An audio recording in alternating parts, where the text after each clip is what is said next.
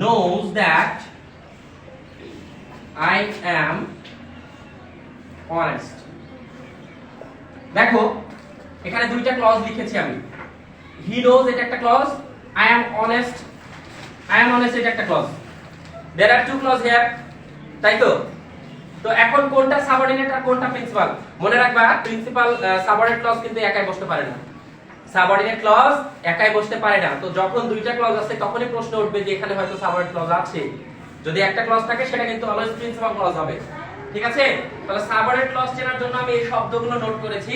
এই শব্দগুলো আমরা মনে যদি রাখতে পারি তাহলে সাবঅর্ডিনেট ক্লজও চিনতে পারবো। কিভাবে? বলা আছে ইনস্ট্রাকশনে, দেখো যে এই শব্দগুলোর সাথে যুক্ত থাকবে সাবঅর্ডিনেট ক্লজ। তাহলে যুক্ত থাকবে বলতে আমরা কি বুঝি? এই শব্দগুলোর ডান পাশে থাকবে সাবঅর্ডিনেট ক্লজ। ডান পাশে থাকে সেটা তো যুক্ত থাকে নাকি? তো এই শব্দগুলোর ডান পাশে দ্যাট কি এই শব্দগুলোর মধ্যে একটা না? তাহলে দ্যাট এর পরে যে ক্লজটা আছে সেটা